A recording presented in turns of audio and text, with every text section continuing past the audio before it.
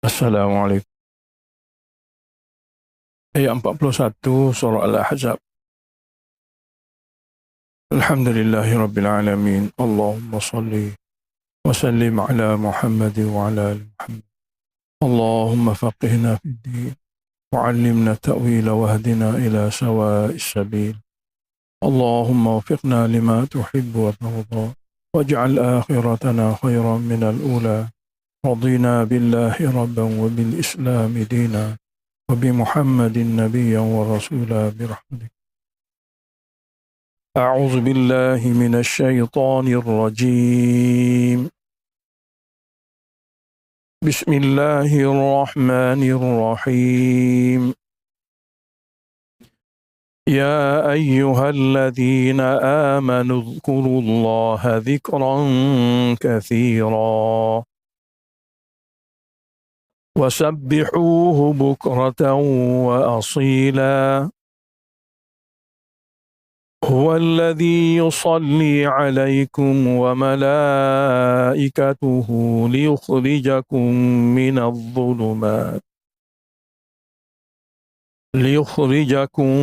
من الظلمات إلى النور وكان بالمؤمنين رحيما.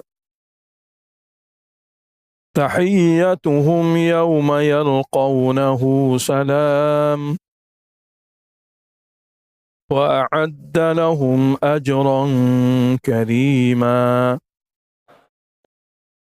يا أيها النبي إنا أرسلناك شاهدا ومبشرا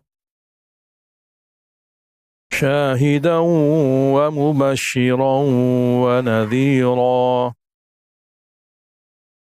وداعيا إلى الله بإذنه وسراجا منيرا. Seperti mana kita dengar sebelum ni, surah ini, surah Ahzab, selain daripada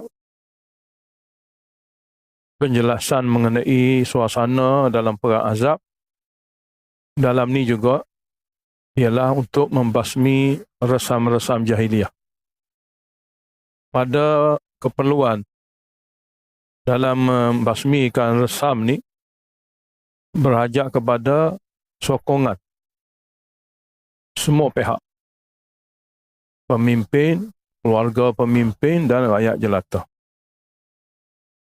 Jadi masyarakat pada masa itu sudah meresap dalam hati mereka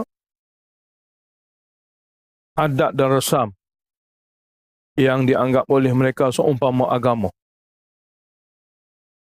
Yang dianggap oleh mereka seumpama agama, tak boleh diubah.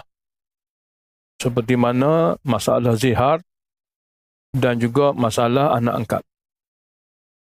Jadi oleh kerana dia sudah dikira resam yang seumpama agama, resam itu perlu dibasmikan. Islam adalah agama suci yang Allah Ta'ala turunkan wahyu dalamnya untuk kesucian. Jadi kalau dibiarkan resam ini, maka resam ini menyebabkan manusia akan diazab di akhirat. Kerana dia dikira satu fahaman dan satu kesalahan yang teruk dalam masyarakat. Jadi untuk supaya usaha membasmikan resam-resam ini semua berjaya dengan baik, maka umat Islam diarahkan supaya tawajuh kepada Allah. Tak boleh turut serta, tak boleh ambil kira daripada apa saja celaan dan cacian daripada masyarakat kafir sana. Masyarakat jahiliyah, apa pun dia akan kata, kerana wahyu yang disampaikan oleh Nabi itu merosakkan resam mereka, memunahkan adat mereka. Jadi semua mereka tidak akan setuju. Semua mereka akan bantah. Bahkan hati mereka akan benci. Jadi dalam perkara ini, kamu jangan terpengaruh dengan masyarakat. Jangan terpengaruh dengan golongan-golongan yang telah bersebati dengan fahaman jahiliah. Kamu kena bertawajuh kepada Allah. Kena ikut sentiasa nasihat Rasulullah sallallahu alaihi wasallam.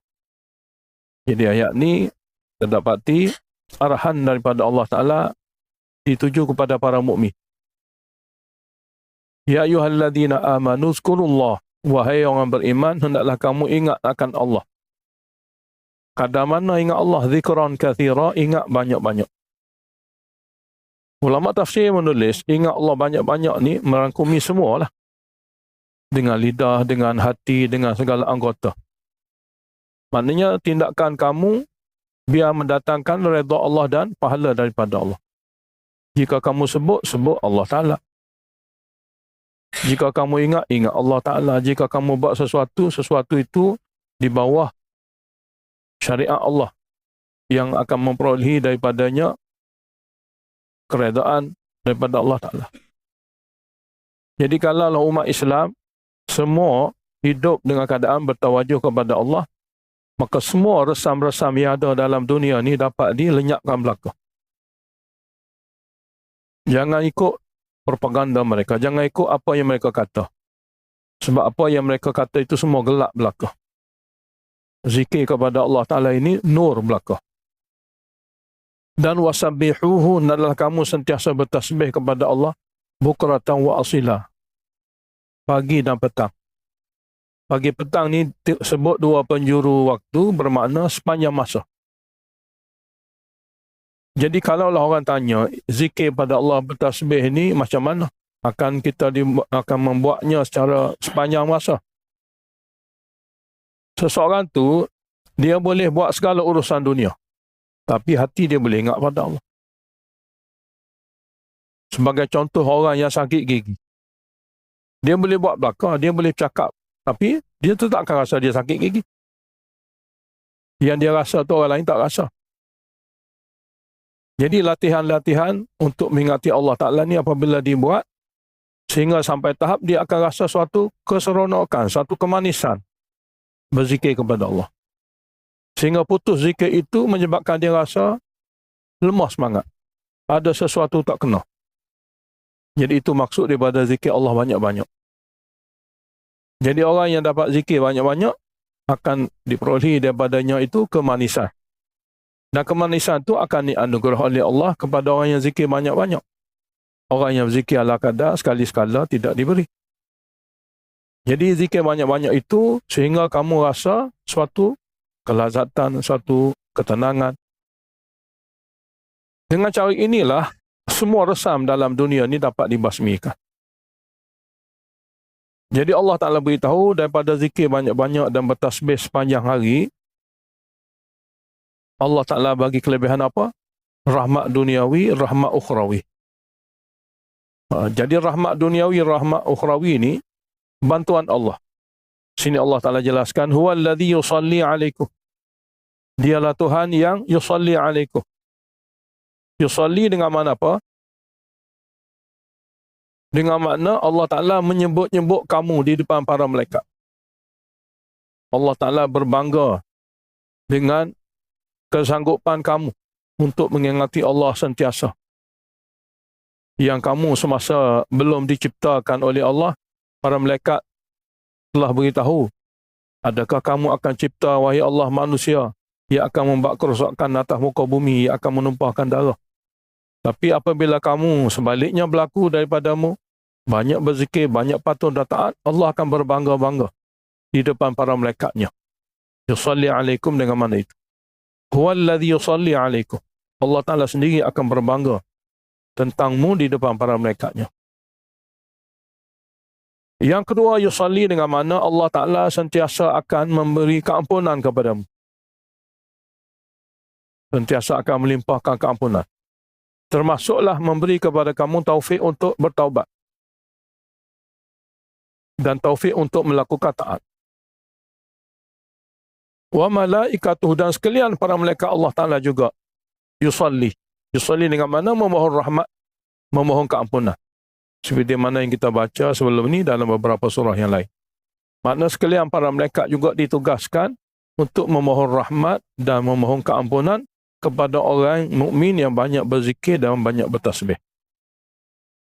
Berkat daripada itu, berkat daripada rahmat Allah dan juga berkat daripada keampunan Allah, liyukhrijakum minadh-dhulumati ilan nur. Allah Ta'ala natijahnya akan mengeluarkan kamu daripada segala kegelapan, kegelapan resam yang berlaku dalam masyarakat, ilan nur, kepada nur iman dan nur ilmu wahyu.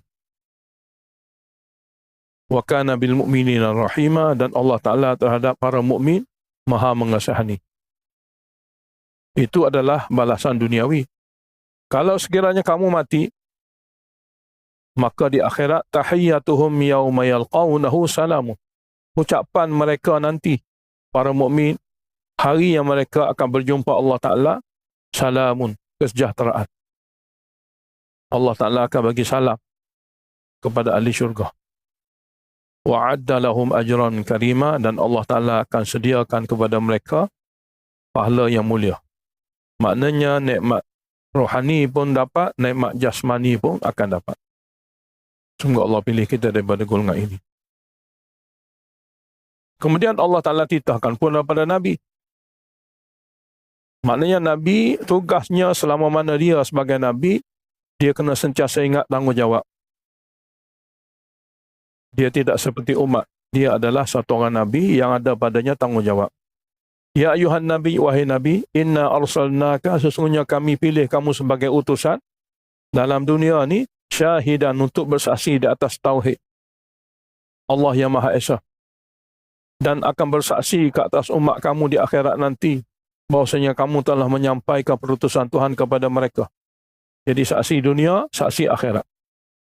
Jadi dengan sebab kamu ni jadi saksi, kamu kena zahirkan bahawasanya kamu adalah orang yang dipilih untuk bersaksi bahawasanya Allah itu Tuhan kita yang Maha Esa.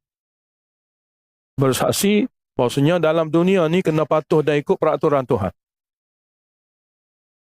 Dan apabila semua ni dapat dibuat dengan baik, Allah Ta'ala jadikan Nabi akan menjadi saksi di akhirat nanti kepada para umat. Dan Nabi juga wa mubasyiran, akan menyampaikan berita gembira kepada mana-mana hamba di kalangan umat yang boleh menerima seruan tauhid, boleh bersedia untuk patuh dan taat, sampaikanlah berita gembira, mereka akan disediakan syurga. yakni mereka akan dijemput ke syurga. Dan wa nadhira, dan Nabi juga akan beritahu peringatan kepada mana-mana manusia yang masih sombong dan degil, mati sahaja mereka akan dihukum dalam azab. Azab barzakh dan azab akhirat. Wa da'iyan ilallah, dan Nabi juga ditugaskan untuk menyeru kepada mentauhidkan Allah. Menyeru ila tauhidillah. Bi'idhnihi, dengan izin Allah. Dengan izin Allah termasuk dengan kemudahan daripada Allah. Dengan arahan daripada Allah. Dan Nabi sebagai sirajan munira, sebagai tauladan. Sebagai tauladan, sebagai pelita yang menerangi. Jadi kehidupan Nabi kita SAW seumpama cahaya yang menerangi. Sesiapa yang ingin dapat petunjuk, maka bagindalah sebagai contoh dan teladan. Dan juga wabasyiril mu'minin, dan berilah dan sampaikanlah berita gembira kepada para mukmin sekalian. Bi anna lahum minallah, sesungguhnya mereka akan dapat daripada kurniaan Allah fadlan kabira, kurniaan yang sangat-sangat besar. Wala tuti'il kafirin wal munafikin. Selama mana hidup dalam dunia, jangan sekali-kali patuh dan taat kepada golongan ingkar tauhid dan golongan munafikin. Wada'adhahum, jangan peduli tutur kata mereka yang menyakiti.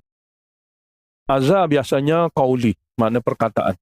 Jangan peduli, jangan hiraukan tutur kata mereka. Kerana orang yang benci, orang yang tersinggung ni, tutur kata mereka semua sakit belaka. Jadi bagi orang yang ingkar tauhid, bagi orang munafik, oleh kerana wahyu-wahyu ni bertentangan dengan jiwa mereka, mereka tak duduk saja. Mereka akan mengatakan sesuatu, membuat tuduhan, melemparkan tuduhan dan sebagainya. Jadi Allah kata wada', jangan peduli. Jangan hiraukan. Apa yang nak berlaku seterusnya, itu semua dalam takdir Allah. Wa tawakkal 'ala Allah, dan bertawakal sepenuhnya kepada Allah. Wa kafa billahi wakila, dan cukup Allah sebagai pelindung. Dunia ni semua ni miliknya, Dia berkuasa sepenuhnya, dia mengetahui segala-gala. Ceritahan yang seterusnya kepada para mukmin. Jadi kita dapati ceritahan Allah Ta'ala dituju kepada 3 golongan yang berlainan. Ya ayyuhalladzina amanu, wahai orang beriman, idza nakahtumul mu'minat, apabila kamu mengahwini wanita-wanita mukminah, summa talaqtumuhunna, kemudian kamu menceraikan mereka, min qabli an tamassuhunna, sebelum kamu bersetubuh dengan mereka. Fama lakum alaihinna min iddatin ta'taddunaha, maka tidak ada bagi kamu ke atas mereka itu sebarang iddah untuk mereka tunggu. Kerana tidak ada sebarang persetubuhan. Sebab iddah hikmahnya kesucian rahim. Apabila tidak ada persetubuhan, bermakna rahim suci. Jadi iddah ini bagi lelaki. Wajib pada perempuan tu hitung. Kerana dia tahu. Jadi alaihin ke atas perempuan, kena hitung hari-hari iddah untuk lelaki. Kerana hak lelaki. Hak suami iddah ini. Sebab dia nak daripada seseorang tu nisbah pada benihnya, nisbah pada keturunannya. Apabila penceraian berlaku dengan tidak ada persetubuhan, maka bagilah hadiah. Famatti'uhunna wasarrihuhunna sarahan jamila, maka bagilah kepada mereka yang diceraikan itu sejumlah hadiah. Hadiah bermakna suatu ikatan telah berlaku tapi tak boleh diteruskan. Maka paling kurangnya akan dapat hadiah. Supaya mereka tidak akan malu dan perkara itu dapat difahami dengan baik. Wasarrihuhunna sarahan jamila, dan lepaskanlah mereka dengan cara yang elok. Yakni dengan tidak ada kata-mengata kutuk-mengutuk. Anggaplah itu satu takdir yang tak berpanjangan. Kemudian dititah pula pada Nabi. Ya ayuhan Nabi, wahai Nabi, inna ahlalna laka azwajaka. Sesungguhnya kami telah menghalalkan kepada kamu semua isteri-isteri kamu yang 9 itu. Pada masa ni ayat ni turun, Nabi ada 9 isteri. Dan allati ataita ujurahun, yang kamu telah bagi kepada masing-masing sebelum ni mahar-mahar mereka. Dan wama malakat yaminuka, dan juga perempuan yang diperolehi daripada hasil peperangan. Mimma afa Allahu alaik, iaitu daripada harta yang Allah Ta'ala pulangkan semula kepada kamu. Sebab fai ini adalah harta yang asalnya milik orang Islam. Orang kafir tidak boleh memiliki sebarang harta pun dalam dunia pada asalnya. Sebab itulah apabila berlaku peperangan, kita dapat ambil harta hasil peperangan kita, harta tu dikira paling suci. Sebab milik kita sebenarnya harta tu. Tapi kalau tak berlaku peperangan, dia lari atau dia diusir, tak ada berlaku peperangan apa-apa, maka harta-harta tadi, walaupun dicari oleh orang kafir, dia cari secara haram. Dia seumpama pendatang haram ke dunia Tuhan. Jadi apabila dia sudah tinggalkan harta dan tidak berlaku peperangan apa-apa, maka harta-harta yang dia cari sekian lama menjadi fai'u. Fai' maknanya pulang kepada Tuhan sebenar. Al-fai'u maknanya kembali kepada Tuhan yang sepatutnya memiliki harta. Itu orang Islam. Bermakna dunia ini sebenarnya milik kepada orang hamba Allah yang beriman. Orang yang tak beriman, dia tidak memiliki sebenarnya. Tapi oleh kerana keadaan umat Islam begitu daif dan lemah, suasana tidak berlaku sedemikian. Jadi, perempuan yang menjadi milikmu daripada harta fai', harta yang dikembalikan semula oleh Allah kepadamu. Jadi, di kalangan isteri Nabi, 2 tu adalah daripada perempuan-perempuan yang ditawan. Satunya, isteri Nabi yang bernama Juwairiyah. Dia telah ditawan. Kemudian dia ingin supaya dibebaskan dengan bayaran kepada pemiliknya. Jadi pemiliknya sanggup jika bayar sekian-sekian. Lalu dia pergi jumpa Nabi supaya Nabi bayar dulu, supaya dia tidak akan jadi hamba. Nabi kata, saya sanggup nak bayar, tapi selepas pada bayar saya nak jadikan kamu isteri. Kalau kamu sanggup. Jadi Juwairiyah setuju. Dan dia adalah perempuan Yahudi. Lalu Nabi bayar. Kemudian jadi isteri Nabi. Jadi dua orang di antara isteri baginda SAW adalah hasil daripada harta faid.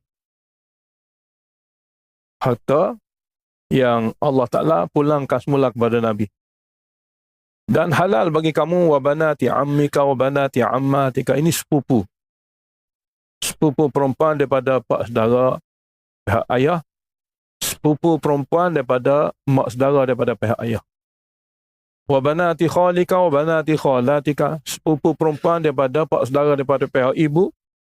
Dan sepupu perempuan daripada mak saudara daripada pihak ibu. Allati hajarna ma'ak. Yang semua mereka ini sanggup berhijrah bersama denganmu ke Madinah.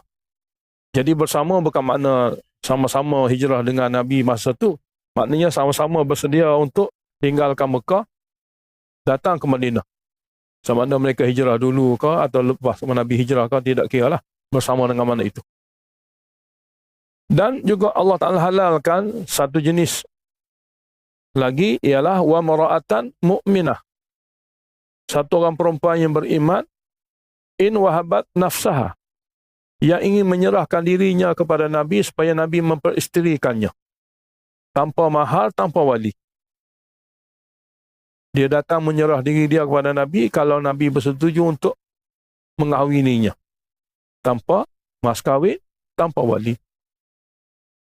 In arada an-nabiyyu an yastankiha, itu pun sekiranya Nabi ingin mengahwininya. Ini pun jika sekiranya Nabi ingin mengahwininya. Cara ini pun lulus. Tapi khalisatan laka. Cara ni lulus untuk Nabi hanya khusus dan istimewa kepada Nabi, min dunil mu'minin, bukan kepada para mukmin lain di kalangan umat. Jadi ayat ni nak beritahu kepada masyarakat semua, perkahwinan yang berlaku pada Nabi semua daripada takdir Allah, dan Allah Ta'ala luluskan belaka. Supaya tuduhan-tuduhan yang tak jujur, tuduhan-tuduhan jahat daripada musuh Islam dapat ditolak dengan baik. Sebab hingga hari ini masyarakat yang ingkar agama Islam ni, dia tuduh macam-macam kepada Nabi kita di segi perkahwinan. Jadi kita umat Islam kena ambil tahu. Allah Ta'ala beritahu dalam Quran. Sebab ini di antara senjata mereka untuk menikam Nabi dan umat Islam semua. Jadi kita kena faham dan kita kena mahir dalam perkara agama kita sendiri. Jadi Allah kata apa? Qad alimna ma faradna alaihim. Kami tahu apa hukum yang sepatut kami tetapkan kepada mereka. Fi azwajihim, pada memiliki isteri-isteri mereka. Wa ma malakat aimanuhum, pada memiliki hamba sahaya mereka. Jadi hukum yang kami turunkan ni hukum yang kami tahu sesuai untuk mereka. Ini adalah di antara ayat sebagai hujah di atas tomahan dan juga tuduhan jahat pihak lawan. Likai la yakuna 'alaika harajun, supaya tidak menjadi keberatan ke atas kamu untuk menerima peraturan Tuhan ini, wahai Muhammad. Jadi orang lain duk kata tu biarkan, sebab mereka tu jahiliah. Mereka tak tahu apa pun dalam perkara agama. Agama yang sebenar lagi suci adalah apa yang Allah turunkan. Wa kana Allahu ghafurur rahima, dan Allah Maha mengampuni lagi Maha mengasihi. Di segi peraturan pembahagian waktu juga, Nabi diberi kebebasan sepenuhnya. Nak gauli siapa, nak tangguh daripada datang kepada sesiapa, itu hak Nabi.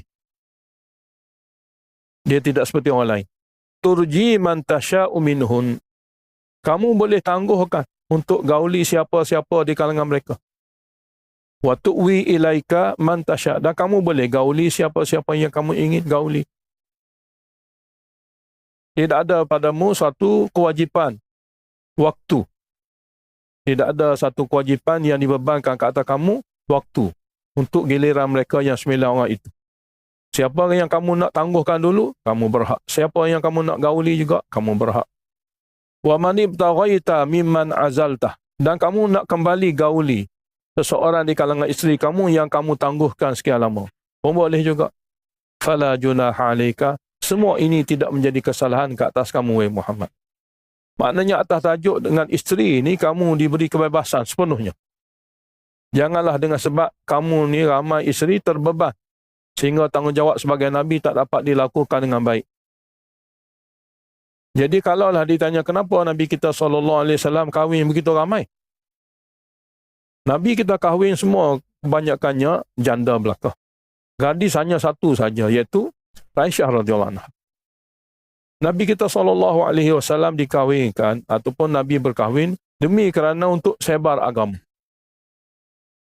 Supaya maklumat rumah tangga di kalangan wanita dapat Nabi ajar. Sebab Islam ni, dia beramal bukan saja di depan masyarakat, dalam rumah tangga yang tersembunyi.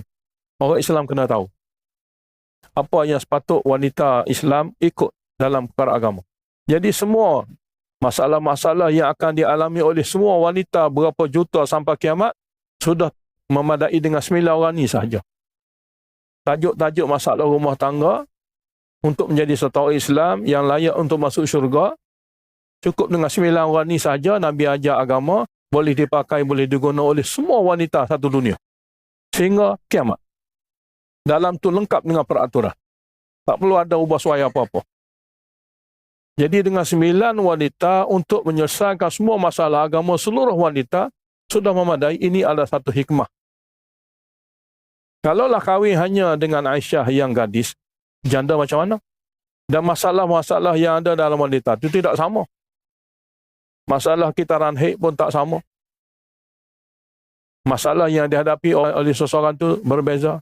Jadi melalui 9 wanita inilah masalah-masalah yang akan dihadapi oleh wanita-wanita Islam satu dunia dapat diselesaikan.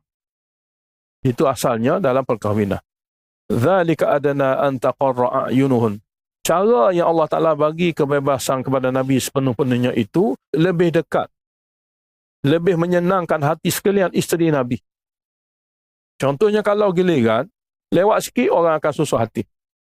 Kenapa tak sampai giliran saya lagi? Kenapa lama sangat? Sebab giliran. Tapi apabila Nabi tidak ada apa-apa giliran, semua bebas. Ikut Nabi lah, sebab Nabi tak ada rasa hati, tidak ada cemburu dengan siapa-siapa. Kerana Nabi adalah, dia diberi kebebasan. Maknanya semua isteri Nabi bersetuju. Kerana tidak ada had mata. Dia nak duduk dengan siapa lebih lama. Kerana ada kepentingan, kerana ada keperluan, duduklah di situ. Kemudian dia pindah pada mana-mana rumah. Itu cara. Dan supaya dengan cara diberi kebebasan sepenuhnya kepada Nabi, wala yahzan. Mereka tidak akan bersedih.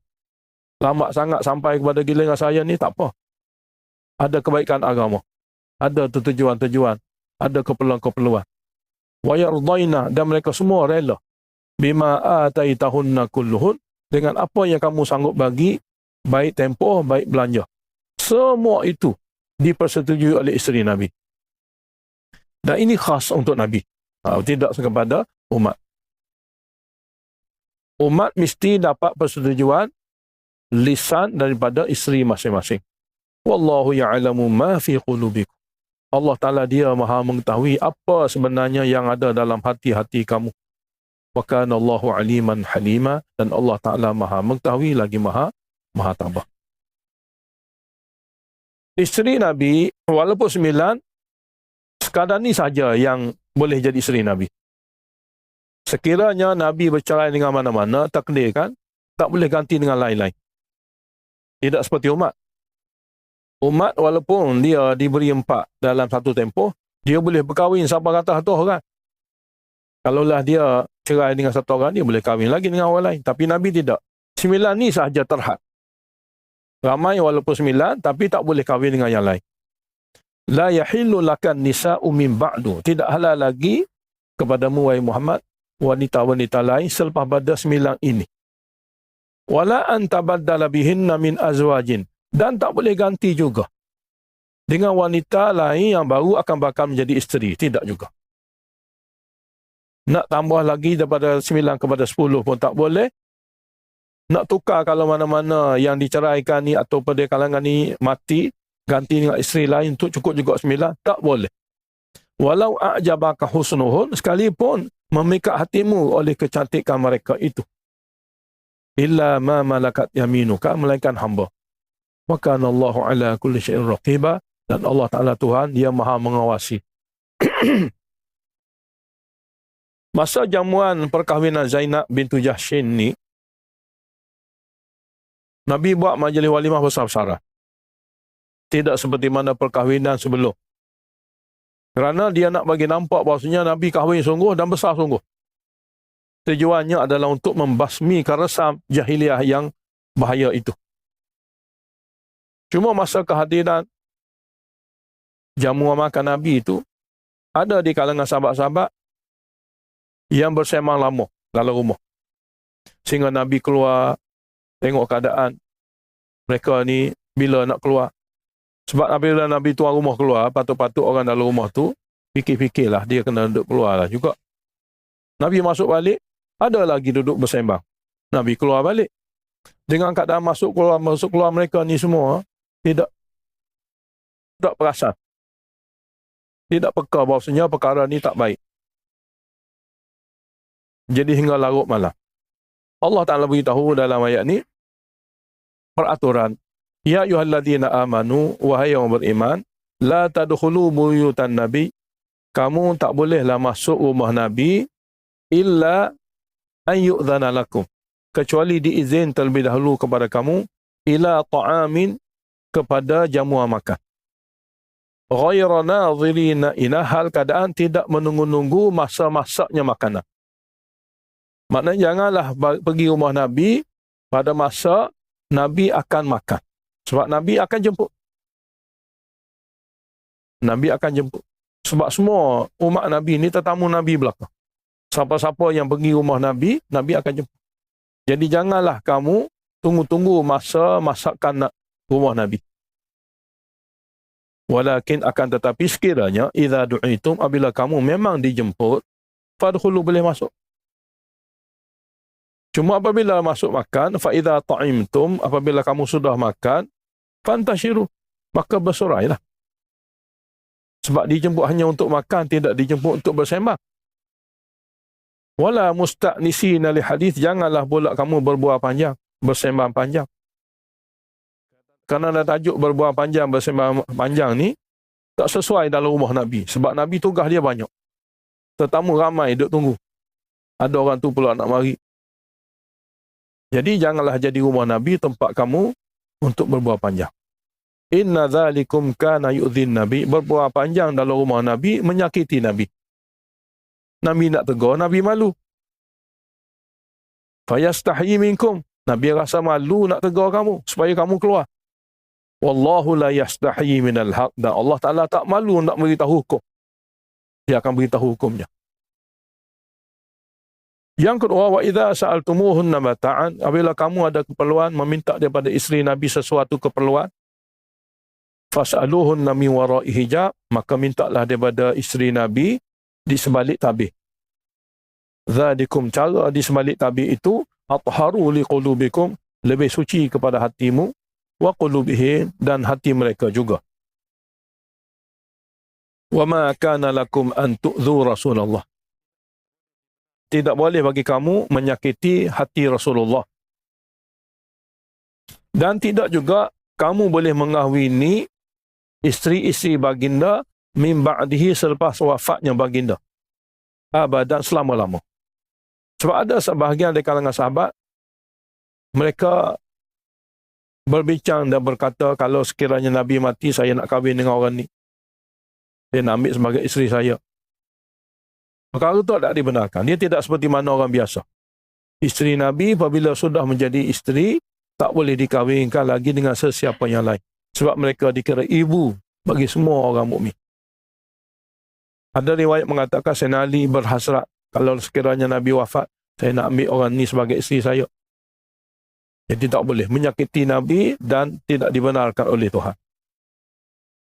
Inna dzalikum kana 'indallahi 'azima, menyakiti Nabi ataupun mengahwini mana-mana isteri Nabi selepas wafat, satu kesalahan yang besar.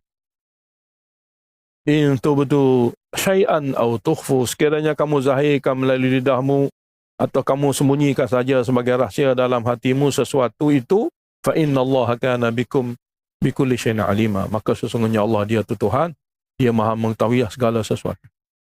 Tak terlepas daripada pengetahuannya dan tak terlepas daripada hukumannya.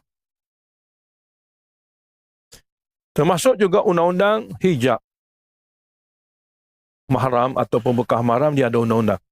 La junaha alaihinna fi abaihin. Tak menjadi kesalahan kepada wanita itu untuk berjumpa tanpa tabih. Sebab tadi beritahu apabila ada keperluan dengan mana-mana isteri Nabi, kena ada tabih.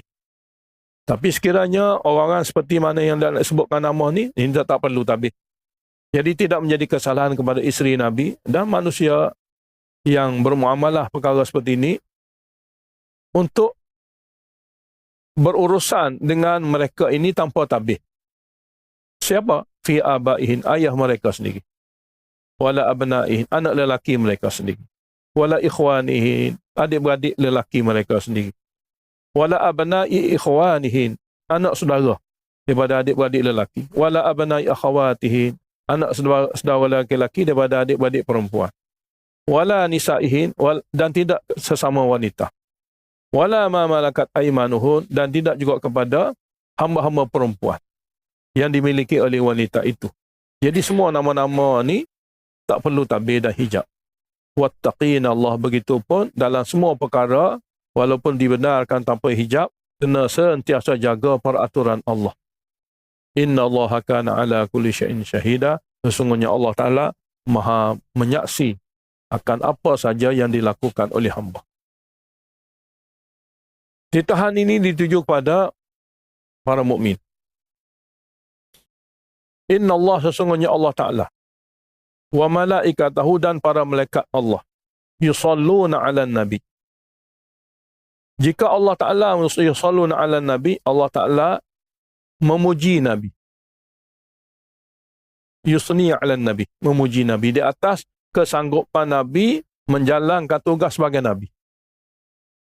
Walaupun suasana yang begitu teruk sekalipun, tentangan, tapi Nabi sanggup. Apabila Nabi sanggup, Allah puji Nabi. Yusalli dengan mana itu? Allah menyebut sifat-sifat baik Nabi itu. Wa malaikatahu, dan para malaikat memohon rahmat pada Nabi daripada Allah Ta'ala. Para malaikat memohon keampunan juga kepada Nabi daripada Allah. Apabila dua ni melakukan yang terbaik daripada masing-masing kepada Nabi, maka ya ayyuhalladzina amanu, wahai yang beriman sekalian, kamu pun sallu alaihi. Kamu juga kena minta doa kepada Allah supaya Allah Ta'ala bagi rahmat kepada Nabi. Wasallimu taslima, kamu juga kena memohon kesejahteraan supaya Allah Ta'ala beri kepada Nabi kesejahteraan yang sungguh-sungguh. Jadi untuk salimu ada takkid taslima, tapi untuk sallu tak ditakkid. Kenapa? Sebab sudah ada takkid sebelumnya. Di mana? Daripada jumlah yusalluna ala nabi. Takkid ialah berselawat kepada Nabi sangat-sangat penting kerana Allah sendiri berselawat. Kerana malaikat sendiri berselawat. Jadi kamu orang biasa, umat biasa, kenalah selawat.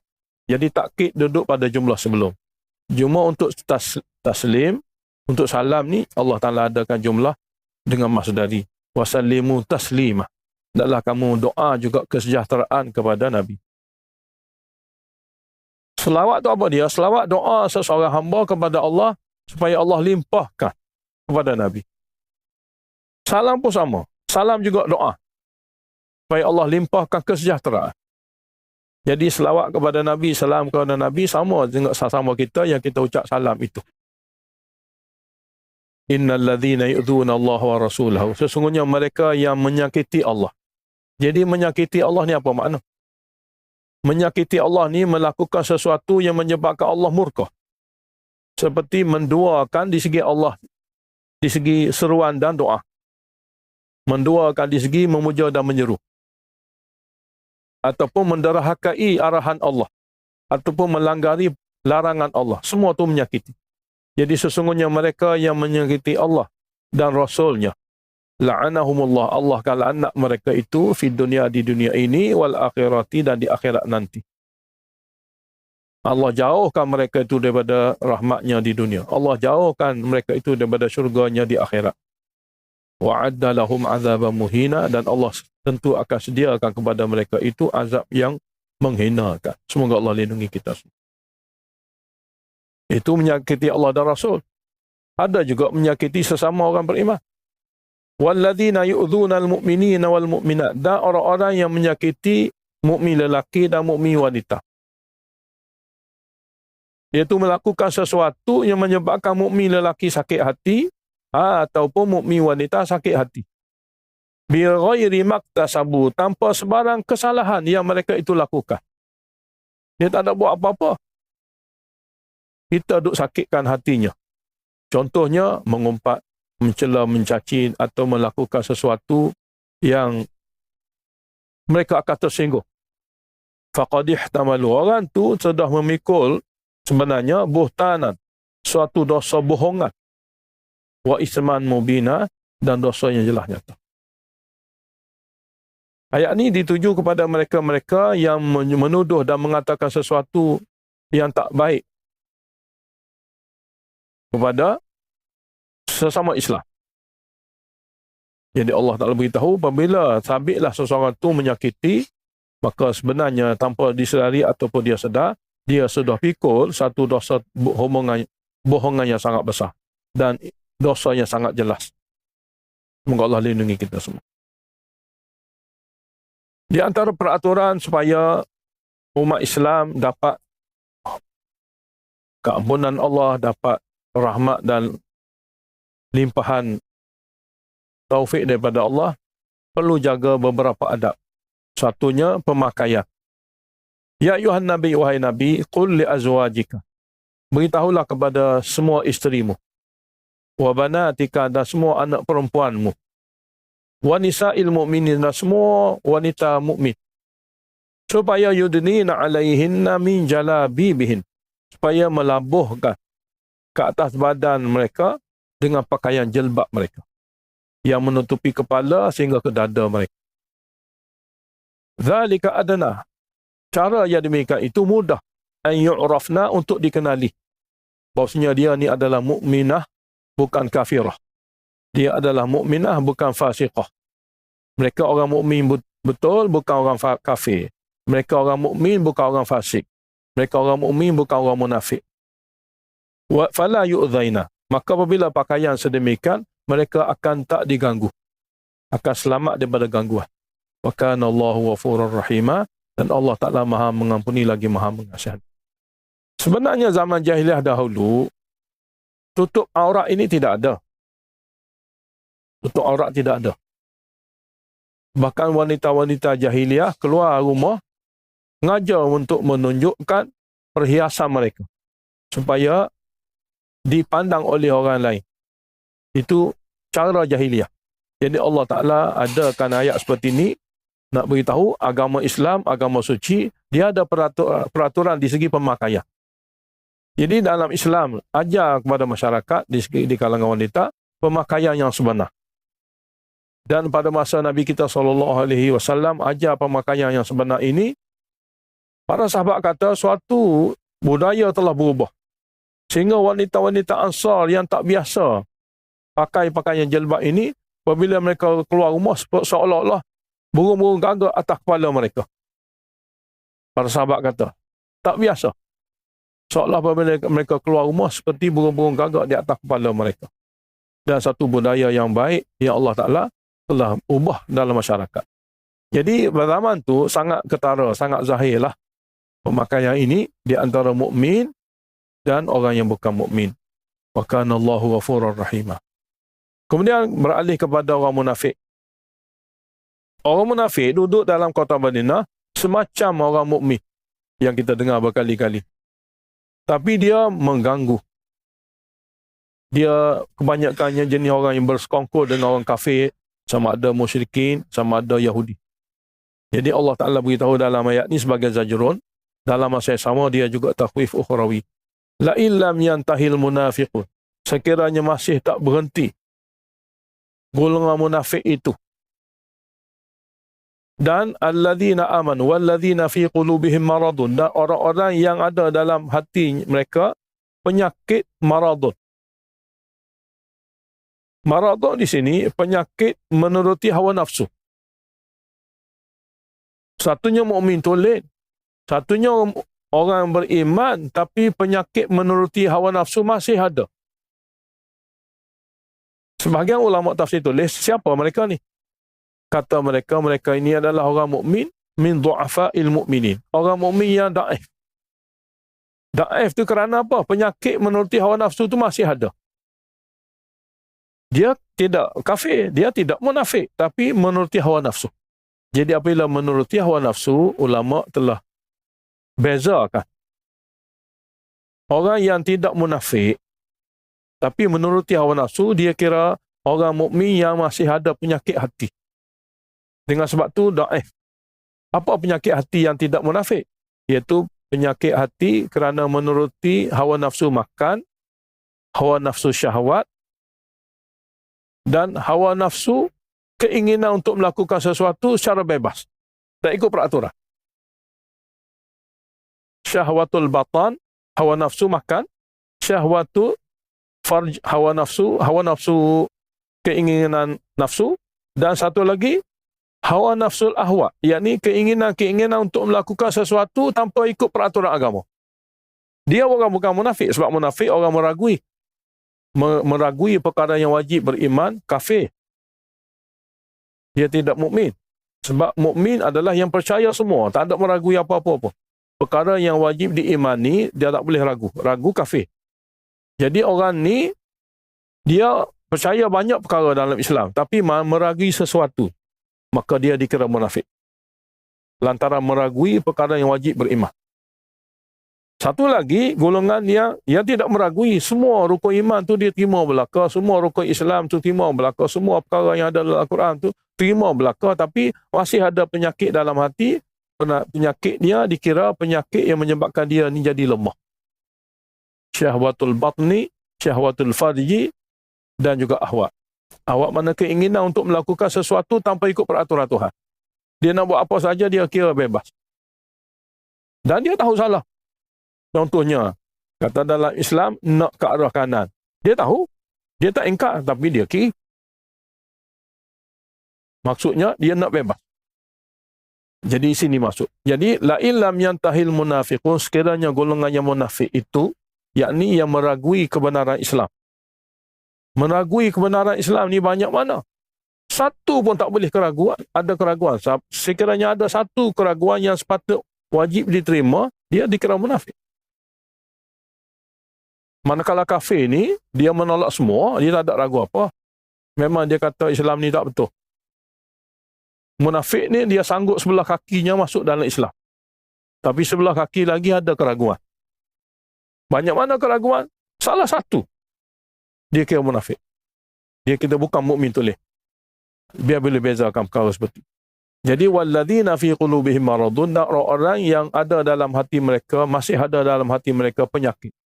Penyakit nafsu makan dia, nafsu syahwat dia, dan juga penyakit ingin bebas. Walaupun tahu peraturannya sekian-sekian.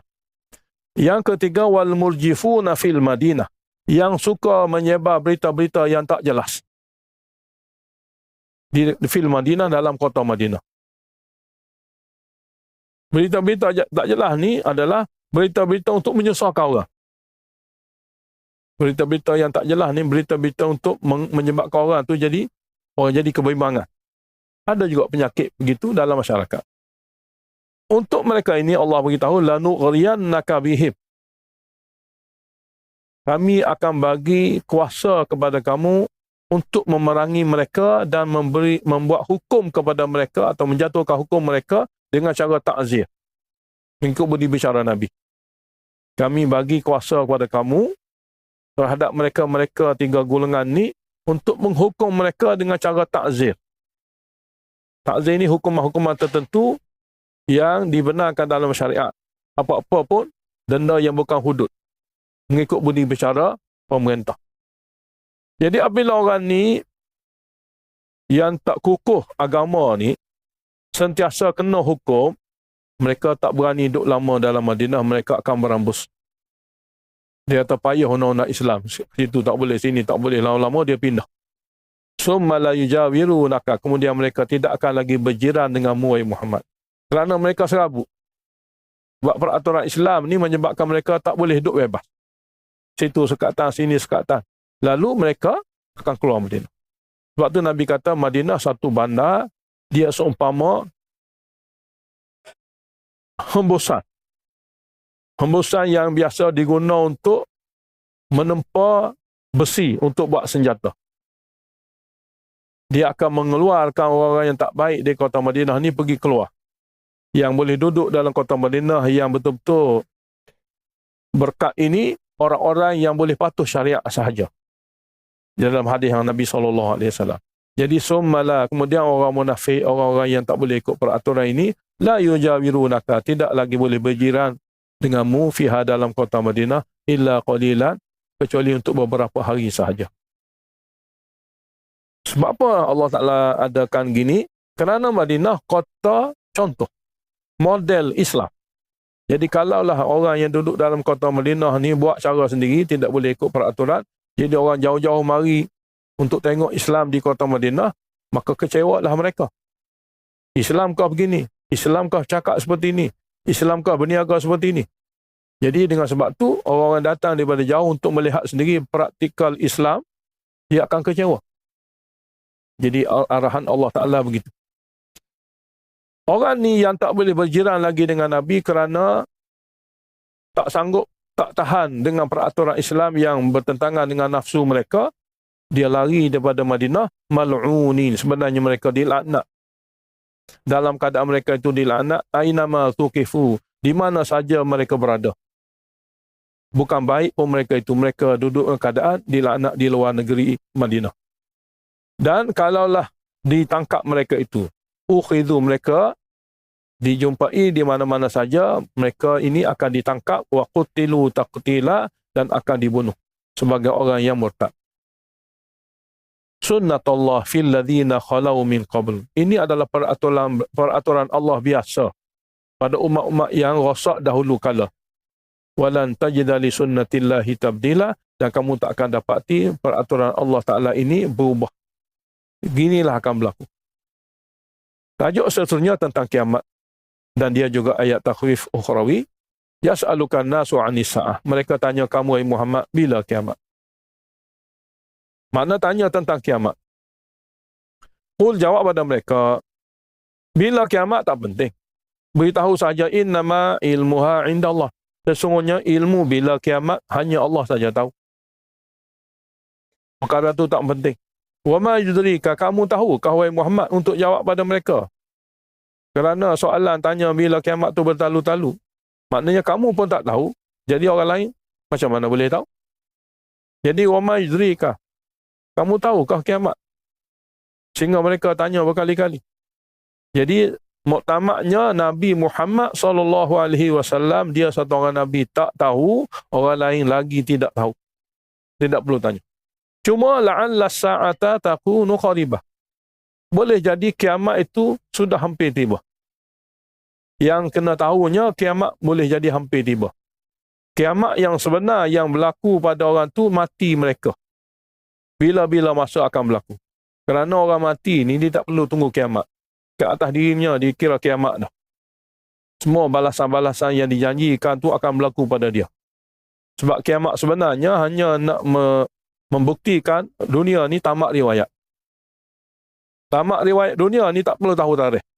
Yang pentingnya tamat riwayat hidup seorang tu kena berjaga-jaga. Sebab masalahnya manusia ni akan dibalas di akhirat. Mati hari ini, balasan memang berlaku. Tak perlu tunggu kiamat yang sebenar. Sebab kiamat yang sebenar, pemberitahuan Tuhan, dunia ni sudah tamat. Jadi tak perlu tahulah tarikh dunia akan tamat. Sebab Allah Ta'ala beritahu, dunia ni akan dihancurkan, dia tidak ada dunia selama-lama dah. Jadi tak perlu tahu tarikh. Yang penting kamu kena sedar, kamu kena tahu kiamat pada diri kamu sendiri. Apabila mati, balasan sudah ada. Sebab kiamat adalah waktu balasan. Balasan sebenar. Itulah yang dikenaki. Jadi tak perlu tahu tarikh itu penting. Kerana tidak ada kepentingan seseorang tu nak tahu tarikh kiamat bila, kerana tak penting. Yang pentingnya dia buat persiapan atas diri dia, sebab mati bila-bila masa berlaku. Jadi apabila masa berlaku mati, maka habis ikhtiar daripadanya. Dia hanya akan menerima balasan semata-mata di akhirat nanti. Jadi Allah Ta'ala beritahu, la'alla sa'ata takunu qaribah. Boleh jadi kiamat sudah hampir tiba. Kerana kiamat berlaku setelah lahirnya Nabi akhir zaman. Apabila lahirnya Nabi akhir zaman, bermakna selepas pada ini tidak ada Nabi lagi kecuali kiamat. Inna Allah la'anal kafirin. Sesungguhnya Allah melaknati golongan yang ingkar tauhid. Wa'adda lahum sa'ira. Memang Allah sediakan untuk mereka yang ingkar itu api neraka yang menyala-nyala. Khalidina fiha abada. Berkekalalah mereka dalam api neraka yang menyala-nyala itu buat selama-lama. La yajiduna waliyan wala nasira. Dan mereka tidak akan dapati sebarang pelindung yang boleh melindungi, sebarang penolong yang boleh menolongi. Penyesalan memang berlaku. Yauma tuqallabu wujuhuhum finnar. Ketika mana muka-muka ahli neraka ni dibolak-balikkan untuk dibakar. Maknanya supaya muka semua kena bakar belakang. Dibolak-balikkan. Badan lain. Sebut muka ni sudah memadai kerana muka lah paling-paling manusia jaga muka dan melindungi muka. Kalau orang nak pukul apa-apa pun, tangan dia jadi asbab untuk tolong jaga muka. Muka dia sangat jaga. Apa-apa pun, muka lah yang sangat-sangat diambil berat oleh seseorang itu. Kerana muka paling tinggi nilainya di sisi seorang manusia. Kalau orang nak tampar, maka tangan diguna sebagai alat untuk menyekat. Sebab tu tangan ni kita panggil kaf. Kaf ni penghalang gangguan. Tapak tangan kita panggil kaf. Kaf terjemah bahasa Arabnya, Melayu panggil penghalang, sanggah. Untuk jaga muka. Jadi apabila muka yang begitu dijaga tu akan dibolak-balik, dibakar seluruhannya supaya dirasai sakit, maka dengan sendirinya badan-badan lain yang kurang harga itu, begitu juga akan turut sama. Masa itulah mereka menyesal. Mereka kata apa? Yaqulun, mereka akan berkata, ya laitana, alangkah baiknya ata'na Allah wa ata'na Rasulah. Kami taat pada Allah dan Rasul sahaja. Karena mereka baru tahu nilai taat pada Allah dan Rasulnya hanya akan tahu nilai di akhirat. Kenapa? Karena mereka ni banyak sangat dia taat. Allah Rasul tak peduli mana. Yang lain yang dia taat. Nah, ini perkara yang berbeza. Jadi alangkah bertuahnya kalau kami dapat taat Allah dan Rasul sahaja. Kerana taat Allah dan Rasul sahaja laku di akhirat. Wa qalu, dengan penuh penyesalan mereka berkata, Rabbana, wahai Tuhan kami, inna, sebenarnya kami ini, ata'na sadatana. Kami telah taat kepada ketua-ketua kami. Ketua-ketua agama kami. Wa kubara'ana, dan pembesar-pembesar negara kami. Sadat dengan kubara' beza. Sadat ni ketua-ketua kecilan. Kubara' ni ketua-ketua besar. Jadi kami dulu duduk ikut ketua-ketua kami dan pembesar-pembesar negara kami. Lalu fa'adalluna sabila. Mereka sebenarnya telah menyesatkan kami jalan yang sebenar. Apa beza? Bezanya Allah Rasul tak sesat. Ketua sesat. Allah Rasul tak sesat, ketua sesat. Sebab Allah Rasul, dia ada bukti. Allah dalam Quran, Rasul dalam hadis. Dia ada bukti. Ketua-ketua ni tidak ada bukti apa. Begitu jelas. Jadi fa'adalluna sabila. Mereka sebenarnya telah menyesatkan kami jalan yang benar. Lalu kami terpaksa menderita dalam api neraka, kena bolak-balikkan muka kami, badan kami kena bakar. Jadi apa yang mereka nak? Rabbana, wahai Tuhan kami, atihim di'faini minal azab. Atihim, bagi kepada ketua-ketua kami yang menyesatkan kami ini, berganda-ganda azab lebih pada kami. Wal'anhum la'nan kabira. Laknat mereka laknat yang lebih besar daripada kami. Walhadiah, dulu pengikut tegar. Sayang sangat, puja sangat. Tapi dalam api neraka begini akan jadi. Allah Ta'ala ulangi dalam Quran banyak kali. Supaya manusia yang baca wahyu ni kena berhati-hati. Atas tajuk manusia ni kena berhati-hati. Mulut-mulut mereka ni lah menyebabkan suatu padah besar akan berlaku di akhirat. Lainlah kalau mulut mereka bersandarkan kepada Allah dan Rasul. Ketua yang bersandarkan perkataan Allah dan Rasul, kita ikut. Tapi kalau ketua yang tidak bersandarkan kepada Allah dan Rasul, akan menjadi nahas yang besar di akhirat. Hingga dialah akan marah kepada ketua sendiri. Semoga Allah lindungi kita semua. Jadi tidak ternafi kalaulah ketua-ketua Islam seperti khalifah-khalifah Islam. Orang Islam semua ada ketua, tidak ada yang tidak ada ketua. Cuma ketua yang berbeza di antara ayat ni dengan ketua yang dikenaki adalah ketua-ketua dalam Islam ni apabila cakapan mereka, tutur kata mereka, pandangan mereka berlandas kepada qala Allah qala Rasul. Sebab asalnya perkataan mereka ini hanya mereka jelaskan apa itu qala Allah dan apa itu qala Rasul. Bersandarkan kepada qala Allah qala Rasul itu ketua yang boleh diikuti. Ayat ni nak beritahu ketua yang tidak berlandaskan pada qala Allah qala Rasul, yang menyebabkan pengikut akan merana di akhirat. Lalu mereka akan minta supaya Allah Ta'ala azab lebih teruk daripada mereka ini. Dan kita akan baca lagi beberapa ayat tentang kumpulan ini. Ya ayyuhalladzina amanu la takunu kalladzina adzau Musa. Wahai orang beriman, janganlah kamu jadi seperti mana mereka dahulu, umat-umat dahulu menyakiti hati Nabi Musa. Kamu, umat akhir zaman, jangan menyakiti hati Nabi kamu dengan tak ikut peraturan. Seperti mana umat Nabi Musa menyakiti hati Nabi Musa. Banyak perkara kita telah baca tentang Bani Israel tak ikut peraturan. Kita telah banyak baca. Surah Baqarah, Surah Ma'idah, Surah An-Nisa. Berbagai-bagai surah. Yang mana Bani Israel ini menyakiti hati Nabinya. Sebab tak ikut peraturan. Jadi wahai yang beriman, kamu jangan buat begitu. Kamu jangan menyakiti hati Nabimu kerana tak ikut peraturan Nabi. Sebab itulah Nabi kita SAW, sebahagian besar umat yang tak ikut peraturan ini dia halau di akhirat nanti.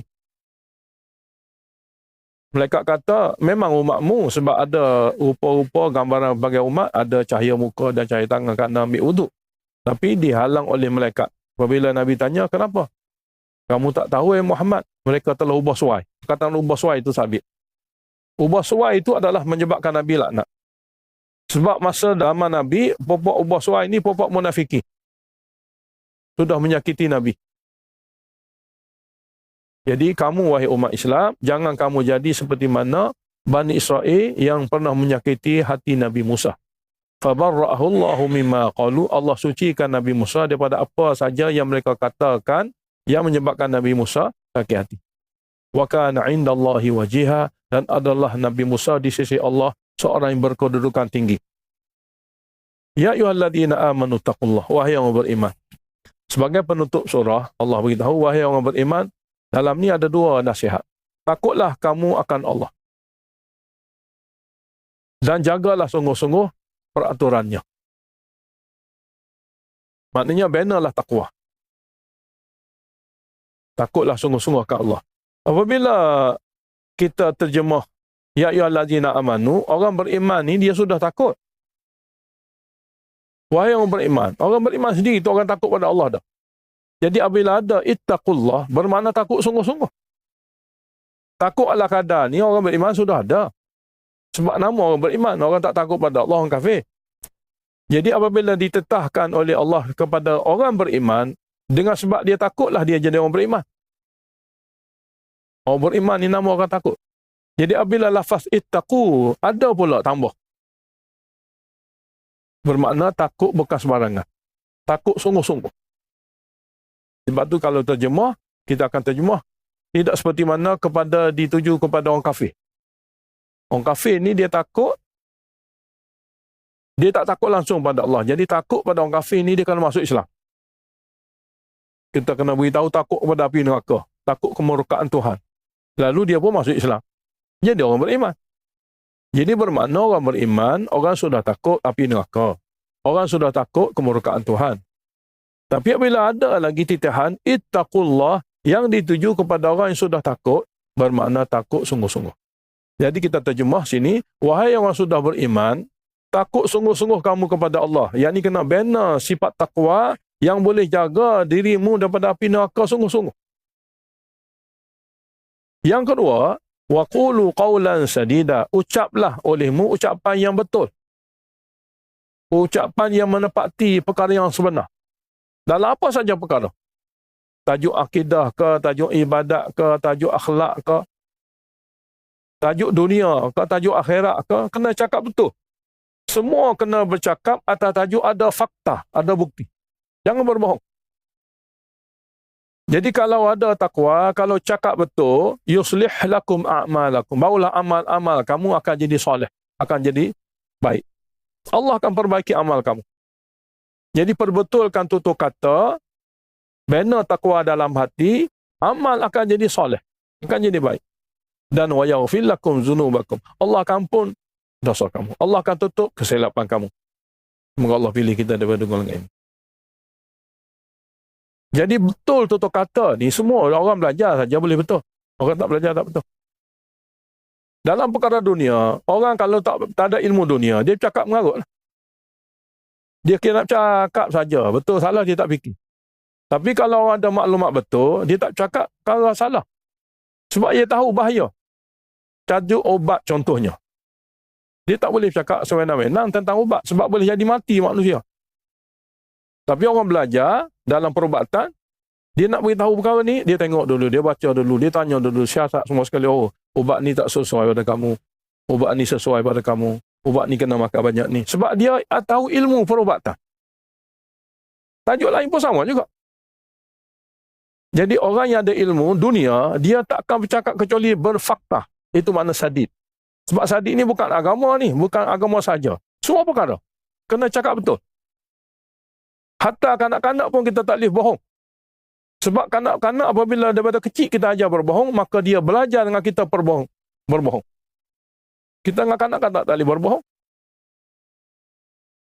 Apa pun tak boleh berbohong. Jadi kalaulah dalam perkara dunia kena cakap ikut fakta. Sebab dia kira betul. Maka dalam perkara agama pun kena ikut dengan dalil. Barulah dikira betul. Jangan duk mengarut. Kalau nak cakap tentang hadis, biar hadis sahih Nabi. Kalau hadis daif, kena beritahu ini hadis Nabi tapi daif. Kalau maudhu', jangan beritahu langsung. Hanya boleh beritahu hadis ni adalah palsu. Kadang tu saja kita boleh beritahu tentang palsu tu sebagai dia tu palsu. Kena faham. Kalau tak tahu apa-apa, jangan cakap tajuk hadis Nabi. Kalau tidak, Nabi kata, sesiapa yang bercakap atas nama aku, walaupun aku tidak bercakap tentangnya, maka dia sebenarnya sudah bina rumah dalam api neraka. Hal tajuk percakapan. Nabi kita SAW beritahu daripada Muaz bin Jabal, apabila dia tanya supaya bagi nasihat. Akhir Nabi kata, jagalah ini. Nabi isyaratkan dengan tangan Nabi kepada lidah. Lalu Muaz bin Jabal radhiyallahu anhu kata pada Nabi, kita akan dihukum dengan sebab yang kita bercakap ni.